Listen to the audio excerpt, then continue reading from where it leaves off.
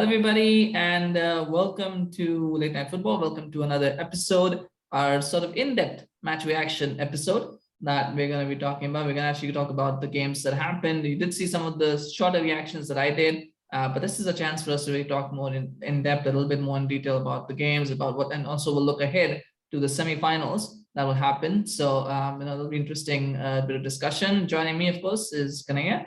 Back again on the show. We can consider this a weekly reaction show. It's a weekly show in some ways. Almost, Probably yes. not. Yeah, Absolutely. But this is like it's it's more of like a we're reaction. it's almost a reaction and I own the weekly. channel, or we own this. We are the masters of this channel. We can kind of decide whatever we want it to be, whatever we want our shows to be. Absolutely. So it's great. Yeah. Anyway, so we'll get into it. I think we'll try to keep the discussion on Liverpool and City a bit light because we are going to do an FA Cup preview tomorrow. We're going to do that as well tomorrow. So we'll talk more in depth about City and Liverpool when we get there, because that is another big game that's coming up. But we'll start off with the shock result of this one, because both you and I, when the draw came out, we said, that's it. Bayern nailed on we don't even need to talk about Bayern and Liverpool because that's the semi-final. It's not going to happen because, we're going to have to wait for that dream match a little bit longer. Villarreal knocked Bayern out. I mean, how surprised were you with that result? Hindsight is a great thing, but then you we in our previews and what we've discussed earlier, there was no way Bayern was going to lose that game. They just the lineup on the pitch, like just by the names that they have, there was no chance this is going to happen. But then it did happen. Kudos to Emery, Villarreal, the way they've set it up. We can talk about how the lack of form that Bayern has had in Bundesliga, but then you don't always consider Bundesliga to be where they play the best. Like Champions League is different. There are different animal when it's Champions League. You can see you can easily see how they kind of came back to get into the semifinals, into the quarterfinals from the previous round. Where they didn't do well, but then they did kind of come back thumpingly. But yeah, this was more like a shock in my mind, because we had it was, and yeah, I think it says a lot about Villarreal. I think it says more about Villarreal than it says about Bayern. And also the fact that how I think it's something of a underplay, like Bayern kind of underplayed or underestimated them heavily, and I think Emery used that to kind of invigorate some kind of positive momentum in the team. In the first half, the both half, it never looked like. Of course, Bayern had, like, Muller had 100 chances, it seems, and he couldn't convert it. But then I feel that eventually you don't see Bayern losing to Villarreal. But so on that sense, it's a shock. But if I just think about the form book that they've had, I'm not surprised. But yes, Bayern knocked out, and we are kind of not having the dream game that we were looking for. Liverpool playing Bayern. So yeah, that's a shock. Yeah, I think it is. To be honest, I was watching Bayern. I watched that game, and to me, it just looked like that was. I mean, it's a very different Bayern. I mean, the players have not changed much, but it's a very different Bayern from 2 years ago under Hansi Flick. I just wonder now if there is a rebuild coming, because if you look at the team, of course, they've lost Alaba. He left. I think they need a new centre back to replace him. I'm not sure what Davis's health situation will be. I think I thought they missed him in this game. I know he came on as a sub later on, he played as centre, but I think they missed his presence on that left back side, because I think he really gives them so much. So I think that's something as well they need to think about. Power, I don't think he's good enough anymore. I think they'll need a replacement on that side as well. So of course, then they've got to find a replacement, possibly for Muller as well. Again, and then Gnabry is not that good. Sane has not been that good. So there's a bit of a rebuild coming for Bayern Munich. I just wonder if how they'll approach that. They've generally been pretty good at recycling teams, and then still winning Bundesliga in the meantime. And this is going to be 10 years now. They won this in a row. They win it this year, so they're good at that. But we'll see what the future holds. I think speaking about Villarreal, though, I mean, and about Emery, man doesn't get a lot of credit. Of course, he failed at PSG and he failed at Arsenal. Let's be honest. But do you still feel he's underrated? or do you think that now it's more like, well, this is his level, that Villarreal is his level, a team like Villarreal is his level?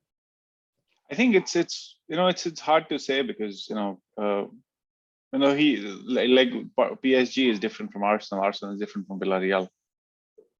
And I don't know how are we saying that winning against Bayern is kind of how it's defined for him, or because Villarreal is not kind of like, they're not title contenders in La Liga. Mm-hmm. Like it's not that. So if you're saying we're judging him by the fact that how well he set up the team against Bayern Munich, which is pretty tough to do in a Champions League, and he kind of had a plan and that plan worked, and he is through.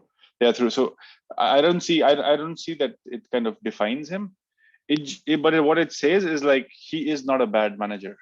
If he has, you can. But then this is Champions League. Is the beauty of Champions League is like, you don't want to it's not sustained over, like, there you have a different team to look forward to in every round. So it's not like 37 or 38 games in the season where you have to be consistent with those plans.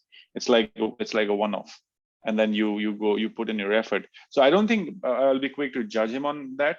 I'll just simply say he executed really well. The team played as per, like, they basically kind of exposed Bayern in a very different fashion. Of course, Bayern also were their own, they couldn't kind of close the game.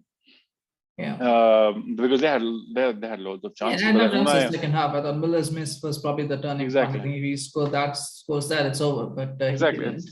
Yeah, he didn't. So, but I won't say it to. Yeah. I think with Villarreal, I think it's not a team. I mean, Emery, I don't think he's a league-winning manager. I don't think he can win a league. The way he plays, you can't win league titles with that kind of system. But you can win cup tournaments because you don't need to win cup games. You can win them on penalties. Exactly. They have done. So you don't necessarily need to go win. You can just play compact to that, and you can kind of get results. So I think he's that sort of manager. So I think Villarreal is his level, because again in the league there's 7.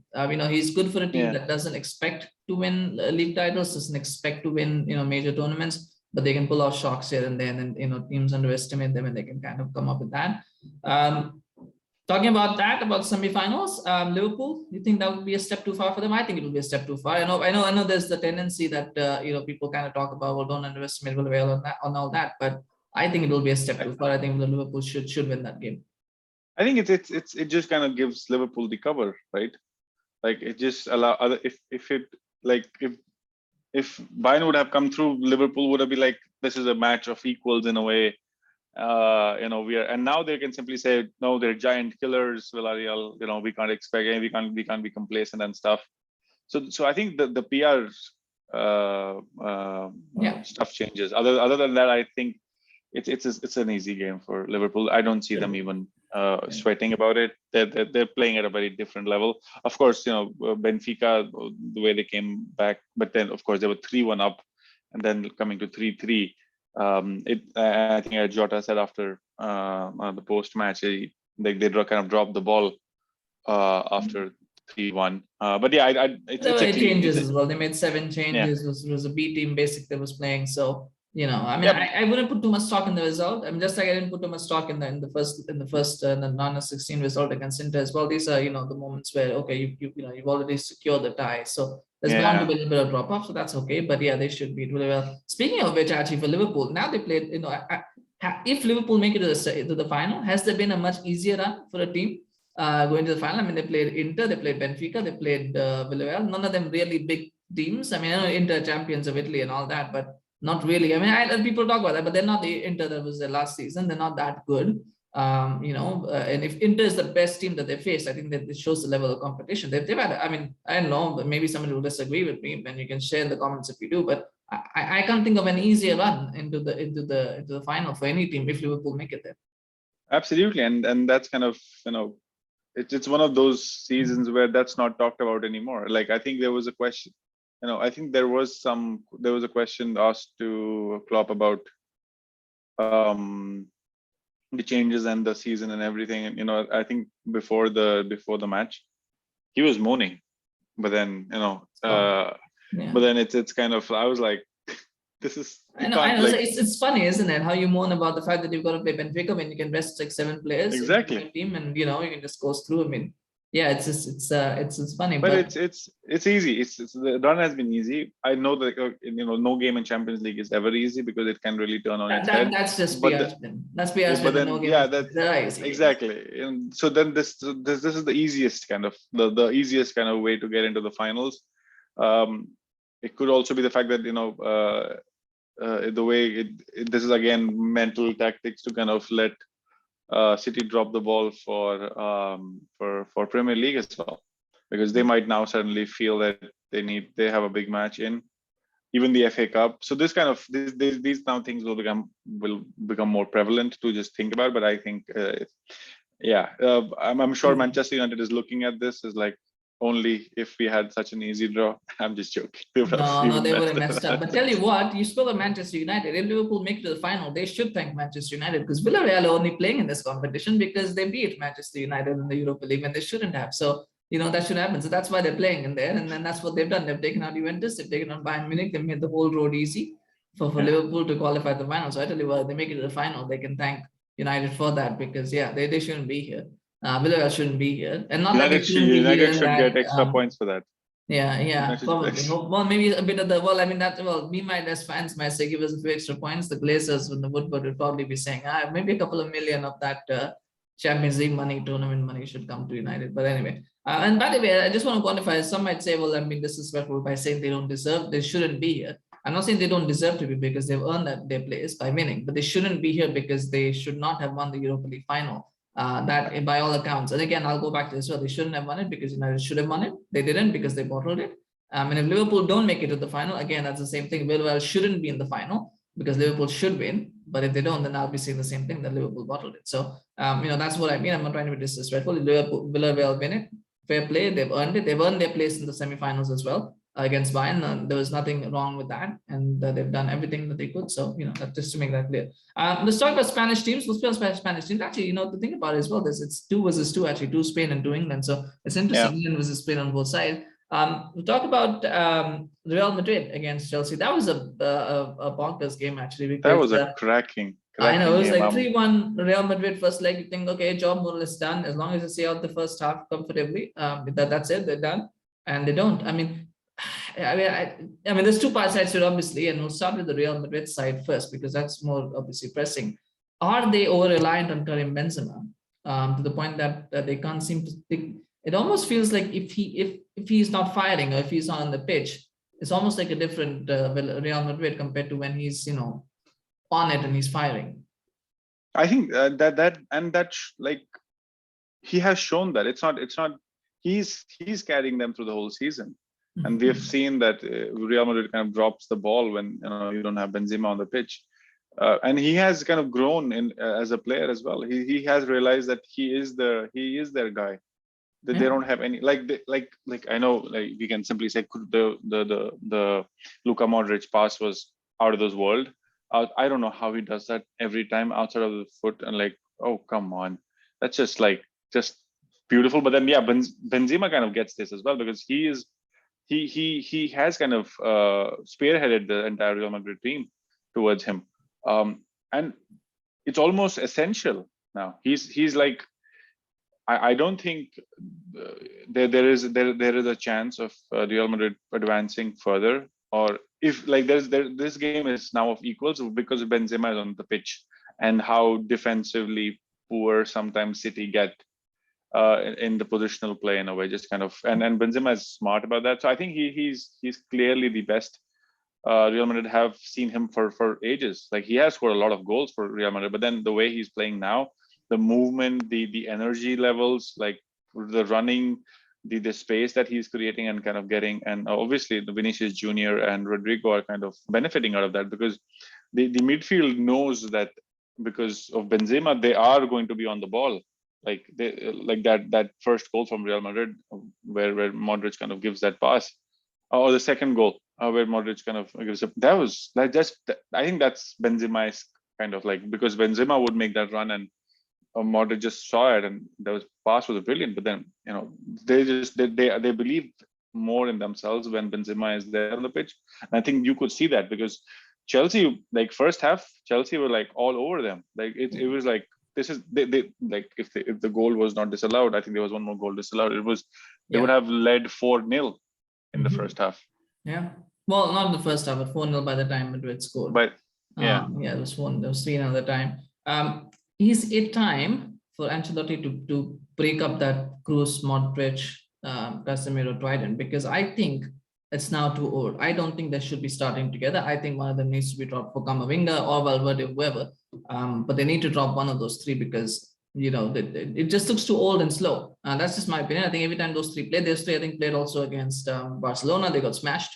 Now they play against Chelsea, they got smashed. Then Camavinga came on. He created, I mean, he kind of got lucky and he created the goal. But still, I just feel him being on the pitch. Just they need more energy on that pitch. And I don't think Camavinga is a bad player. I mean, he's pretty technically good as well. So is there a resistance from Ancelotti? Is there something else going on in the background? Because he seems very hesitant to give a chance to either of those two. I mean, I think it's more like issues, but yeah. I think it's more like you want your main players, like the experienced ones, to have an impact on such big games. Like these are big games, and these are big game players. Camavinga, like he has a bench now, like some sort of a bench, which is still not kind of that experienced. And I think he just wants more time with them, like in a way. And that's typical, I think, Carlo Ancelotti. He does not go to youth immediately. Like he does not take a liking towards new players immediately. Just he's like one of those managers who takes his time.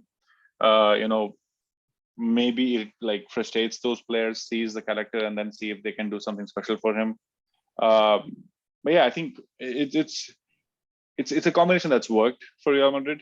I don't see a reason just to break it up, just to get Camavinga in. Though, to be honest, I don't, because I mean they got smashed by Barcelona. I feel Barcelona was a different game. So but but Barcelona was a very different. Barcelona was a very like Barcelona exploited all the spaces that were possible in that game. This is just my opinion. I feel Kroos is the weak link in that midfield now. I think he needs to be dropped. That's just my opinion. I'm not basing this on anything else. I just feel that if you've got Modric is doing, because you've got Modric, Kroos, and Casemiro, they're all in their 30s, more or less, right?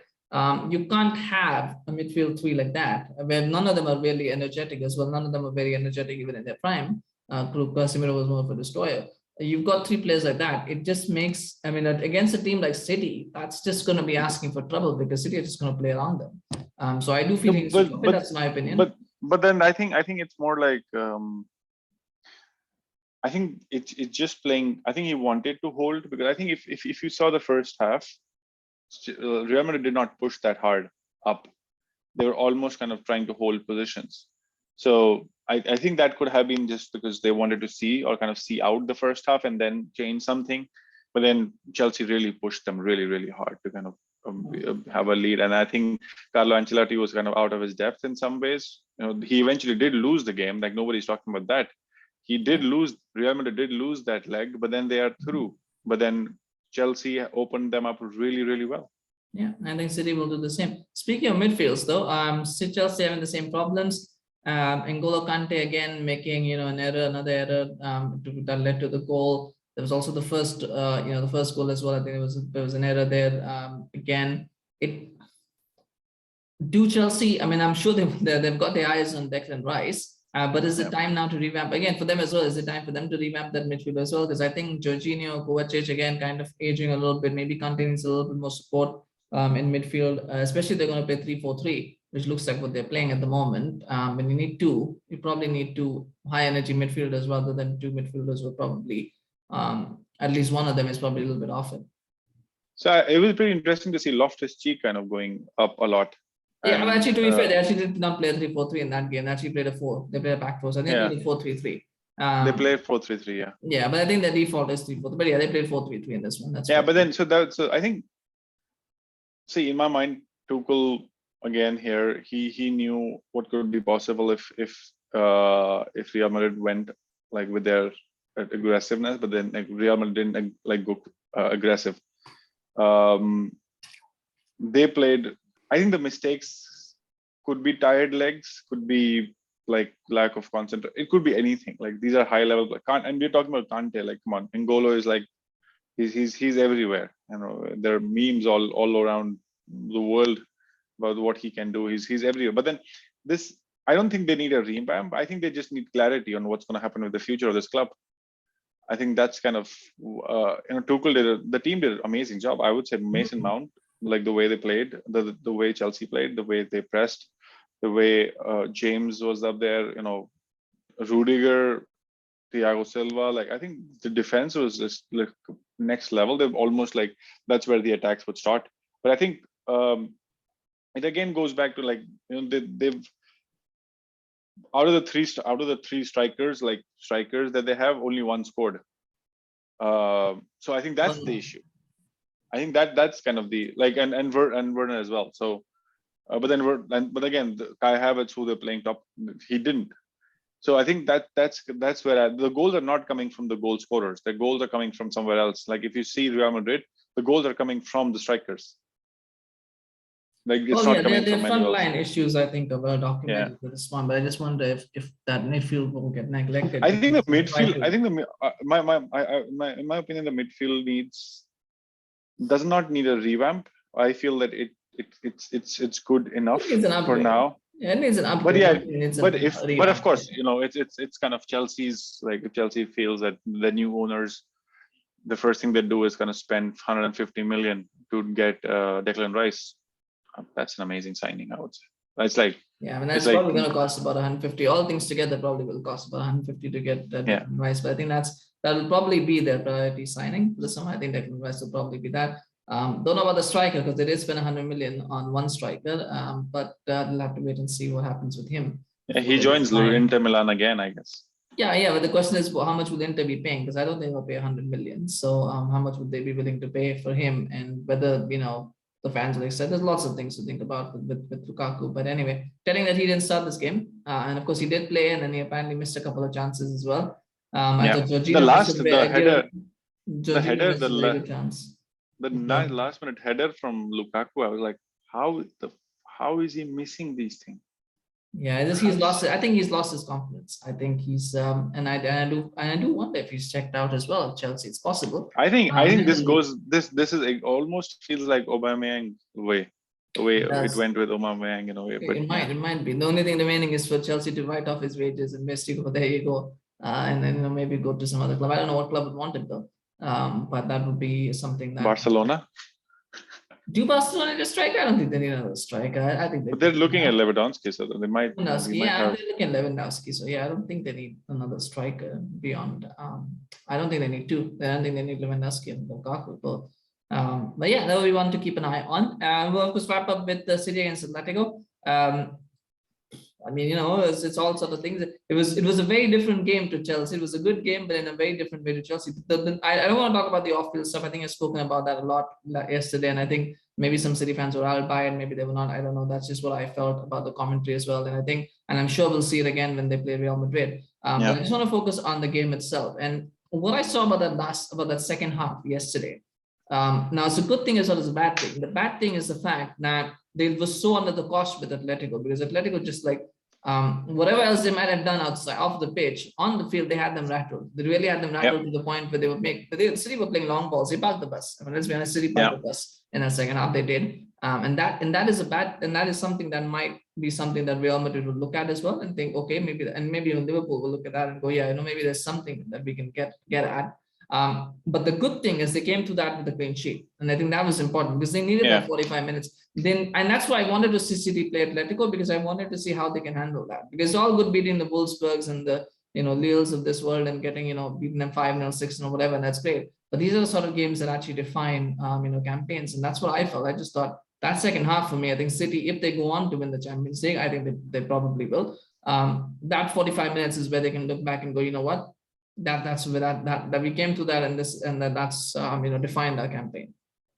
I think that's exactly what Pepe also said, right? Eventually, like when somebody asked him, like, well, you've criticized Atletico with the way they played and stuff, and he basically said, I've never criticized the way they play. Is that there are times when you do it. That's why he said. Exactly. Like there are times that you need. There are times that you need to play like that, and then he was expecting. I think he had prepared his players in mind as well, like.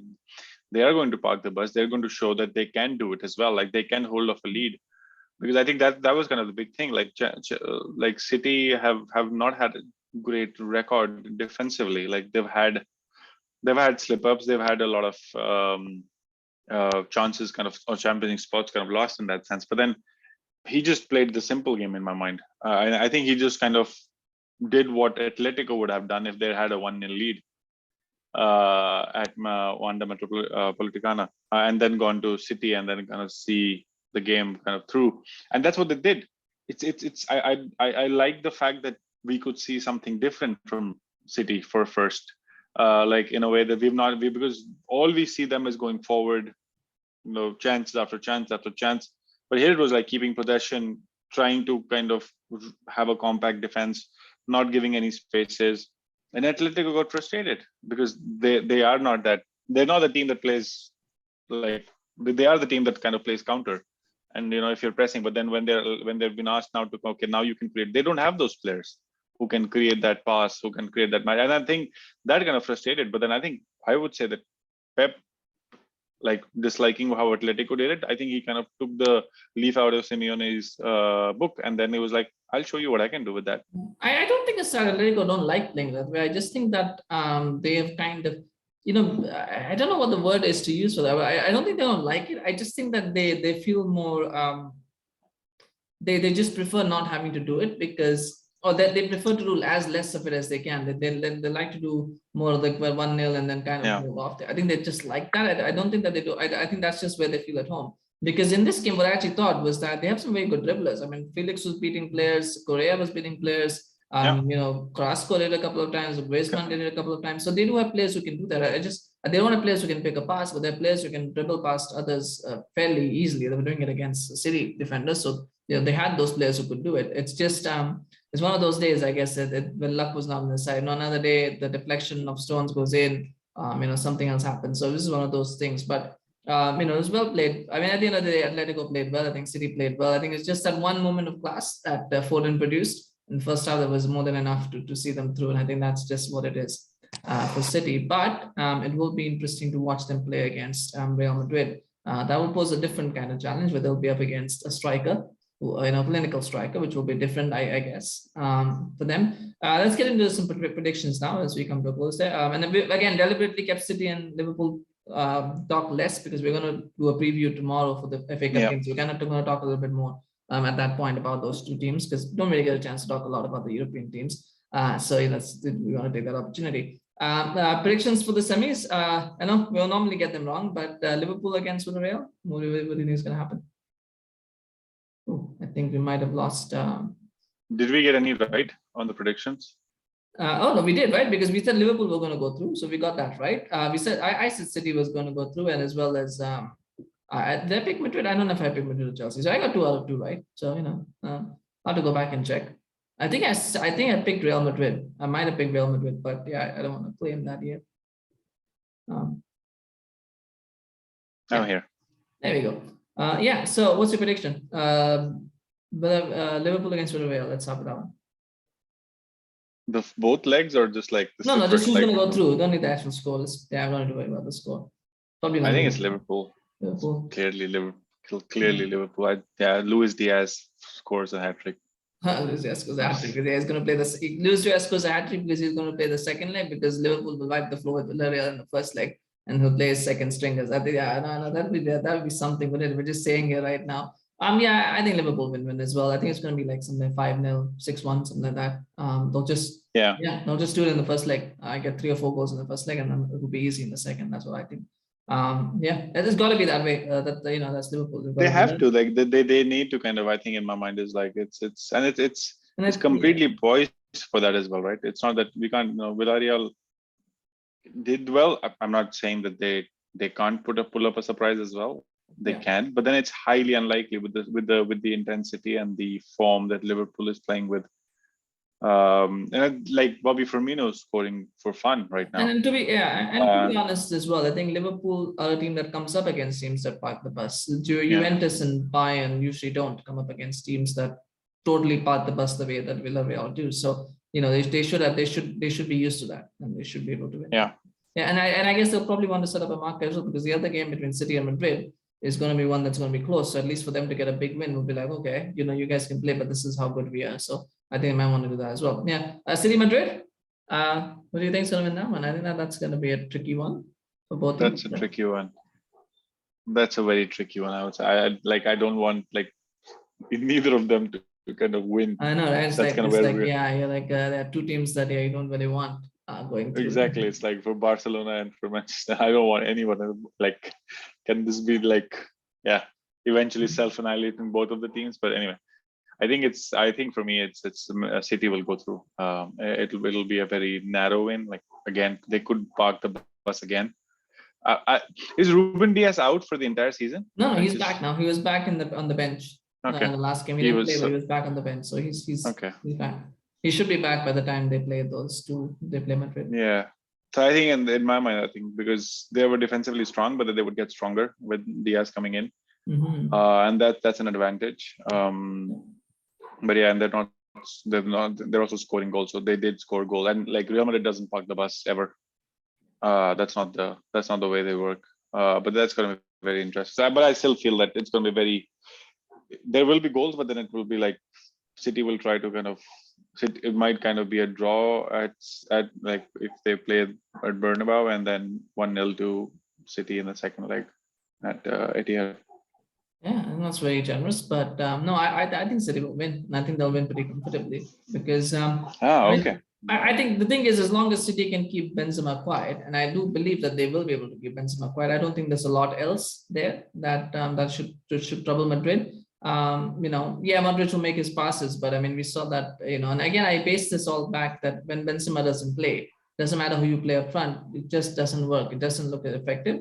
So, and I do fear that, like you said, he's probably going to play a Kroos, Modric, and Casemiro in midfield, and I think that's going to get annihilated. So, I think City will. I think it all depends on personnel, but I think Madrid will want to protect Benzema as much as they can, try and get early goals in the next few games, and La Liga and take him off as quickly as possible. I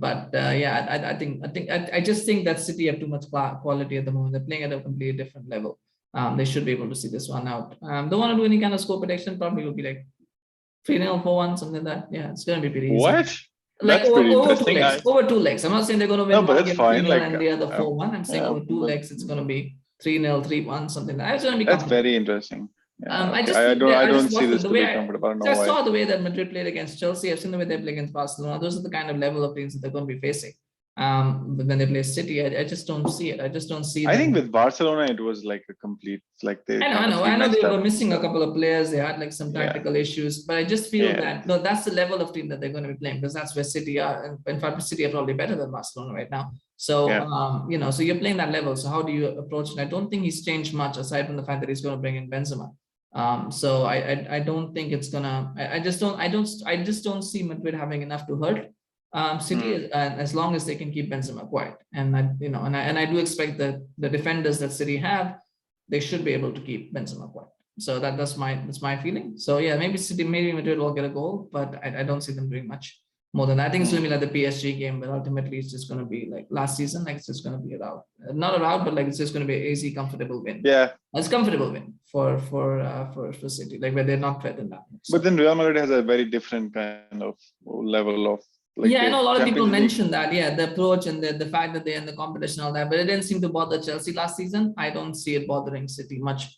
That could be the case. But they might have also learned in a way, but then I think it's very interesting. I think the first but anyway, that's just my opinion. No football has a way to surprise us. None of us predicted Villarreal will be here, so we never know what will happen. But again, we just have to wait and see what's going to happen. Anyway, on that note, we'll end here. We'll stop here. I think we've covered quite a bit of ground. For this, a little bit more in-depth reactions to what has happened. If you did enjoy the video, please remember to like, share, and subscribe to the channel. If you're new, always appreciate the support, and we want to keep this going. So your support really helps in that.